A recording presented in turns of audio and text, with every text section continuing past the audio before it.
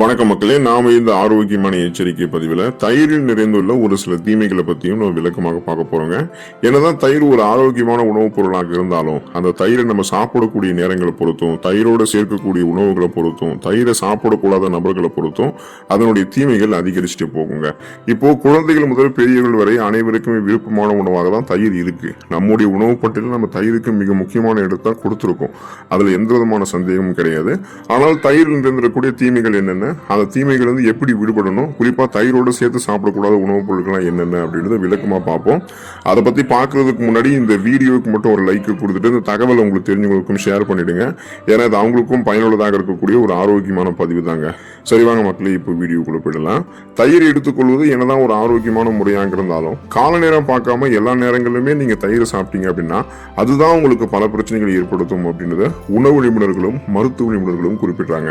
அப்படின்னா தயிர் சாப்பிடுவதற்கு எது சிறந்த நேரம் கேட்டீங்க அப்படின்னா நண்பகலுக்கு முன்பான நேரங்கள்ல தயிர் சாப்பிடுவது உங்களுக்கு நல்லதுங்க. அது என்ன நண்பகலுக்கு முன்பான நேரம் அப்படின்னு உங்களுக்கு ஒரு சந்தேகம் வரலாம். நண்பகலுக்கு முன்பான நேரம் அப்படின்னா காலை உணவுக்கும் மதிய உணவுக்கும் இடைப்பட்ட நேரத்தை தான் நம்ம நண்பகலுக்கு முன்பான நேரம்னு சொல்லுவோம். ஸோ அந்த நேரங்களில் நம்ம தயிர் சாப்பிடலாம். நமக்கு எந்த பிரச்சனையுமே அந்த நேரங்களில் நம்ம தயிர் சாப்பிட்டோம் அப்படின்னா நமக்கு வந்து வராது. அப்போ எந்தெந்த நேரங்களில் தயிர் எடுத்துக்கொள்ளக்கூடாதுன்னு பார்த்தீங்கன்னா, நீங்க எப்போதுமே காலையில் வெறும் வயிற்றுல தயிர் சாப்பிடாதீங்க.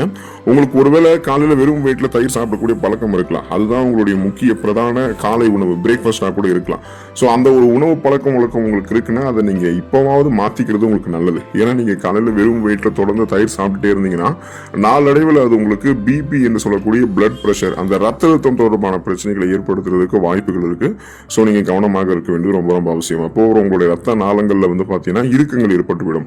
ரத்த ஓட்டம் போதுமான அளவுக்கு போகாதால மயக்கம், சோர்வாக நீங்க இருப்பீங்க. அதுதான் ரத்த அழுத்தம்னு சொல்லுவோம். ஸோ வெறும் வயிற்றுல காலையில தயிர் சாப்பிடக்கூடிய இந்த பழக்கத்தை விட்டுடுங்க. அதே போல இரவு நேரங்கள்லயுமே நீங்க தயிர் எடுத்துக்கொள்ளாதீங்க. இரவு நேரங்களில் தயிர் எடுத்துக்கிட்டீங்கன்னா உங்களுக்கு அந்த சளி, காய்ச்சல், இருமல், இந்த ஜுரம், இந்த மாதிரி பிரச்சனைகள் வரும். குறிப்பா பாத்தீங்கன்னா ஆஸ்துமா, மூச்சு திணறல், இந்த மாதிரி சுவாசம் தொடர்பான பிரச்சனைகளும் வரும்.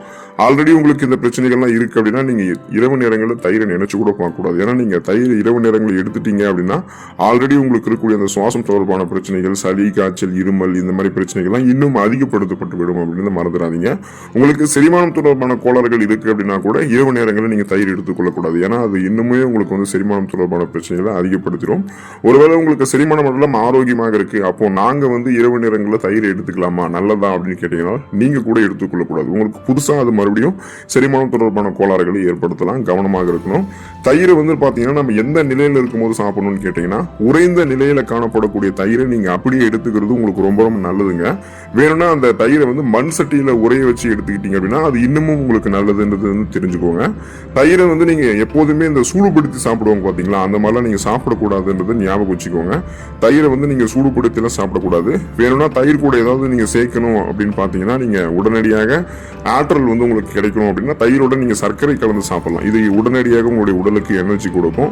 இப்போ நீங்க தயிரை வந்து சூடுபடுத்தி சாப்பிடுவீங்க. பல பேர் என்ன பண்ணுவாங்கன்னா எண்ணெய் போட்டு தாளிச்சு சூடு பண்ணி கடுகு, கருவேப்பிலை இதெல்லாம் சேர்த்துக்குவாங்க.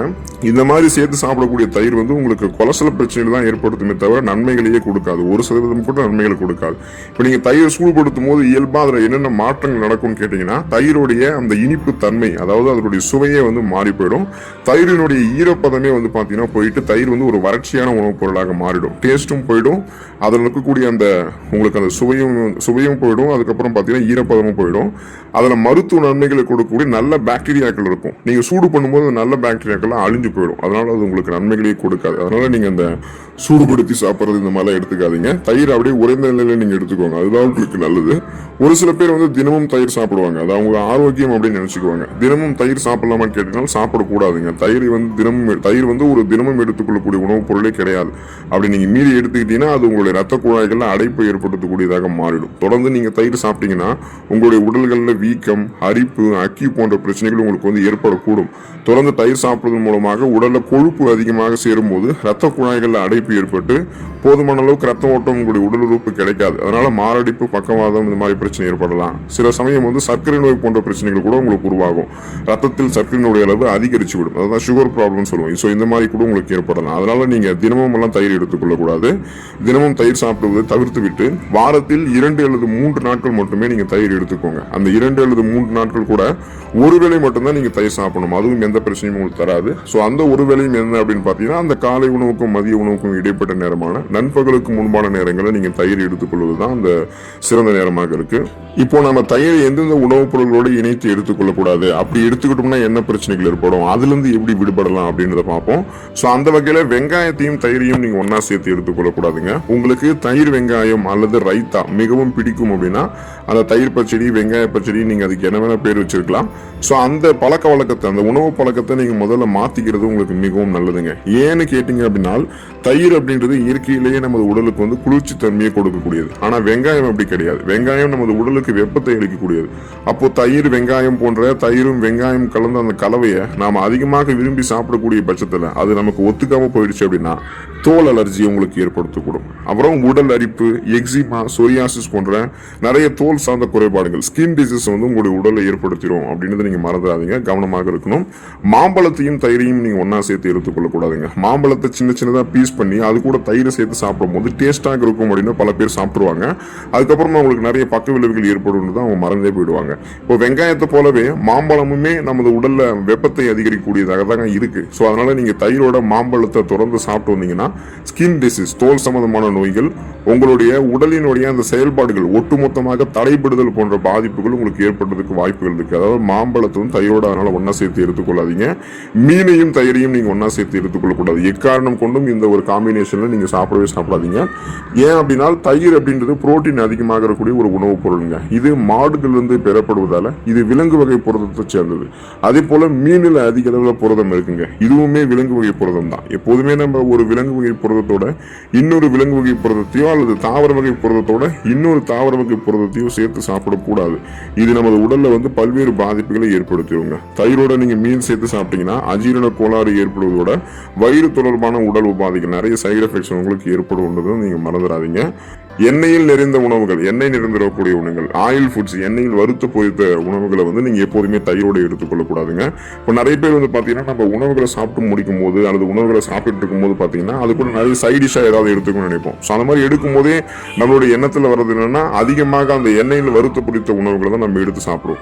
ஸோ அந்த மாதிரி எண்ணெயில் வறுத்து பொரித்த உணவுகளை சாப்பிட்றதே தவறுன்னும் போது அதை வந்து நம்ம தயிரோட சேர்த்து சாப்பிட்டோம் அப்படின்னா அந்த எண்ணெய் மிக்க உணவுகளோட புரதம் இருந்திருக்கக்கூடிய உணவுகளை சாப்பிடும் போது அது செரிமானத்தை வந்து தாமதப்படுத்துறது மட்டும் இல்லாம அது சேர்க்கக்கூடிய நேரம் வரைக்குமே நம்ம விரைவில் சோர்வடைய வச்சிரும். இதன் காரணமாக தான் நம்ம ஏதாவது எண்ணெய் இருந்திருக்கக்கூடிய உணவுப் பொருட்களை சாப்பிட்டதுக்கு அப்புறம் லசி போன்ற பானங்களை குடிக்கும் போது வெகு விரைவில் உறக்கம் நம்மை தழுவி கொள்வதற்கான காரணமும் கூட இதுதான் அப்படின்னு நீங்க தெரிஞ்சுக்கோங்க. அதனால நீங்க எண்ணெய் இருந்திருக்கக்கூடிய உணவு கூட தயிரை வந்து ஒன்னா சேர்த்து எடுத்துக்கொள்ளாதீங்க. ஸோ இப்போ பாத்தீங்க அப்படின்னா உங்களுக்கு வந்து தெரிஞ்சிருக்கும் தயிர் வந்து எந்த அளவுக்கு வந்து தீமை நிறைந்திருக்கக்கூடிய உணவுப் பொருள். அதாவது தயிரை வந்து சேர்க்கக்கூடாத உணவுப் பொருட்களை சேர்க்கும் போது சாப்பிடக்கூடாத நேரங்களில் விட்டுட்டு சாப்பிடக்கூடாத நேரங்களில் வந்து பார்த்தீங்கன்னா தயிரை நம்ம சாப்பிட்றதால என்னென்ன பிரச்சனைகள் ஏற்படுதுன்னு இந்த பதிவில் நீங்கள் பார்த்துருப்பீங்க. ஸோ இனிமேலாவது கவனமாக தயிரை எடுத்துக்கொள்ளுங்க. நன்மைகளை மட்டுமே பெற்று நலமோடு வாழுங்கள். உடல்நலத்தை பராமரித்துக் கொள்ளுங்கள். ஆரோக்கியமாக இருங்க. அடுத்த ஆரோக்கியமான பதிவில் மறக்காம சந்திப்போம். நன்றி மக்களே.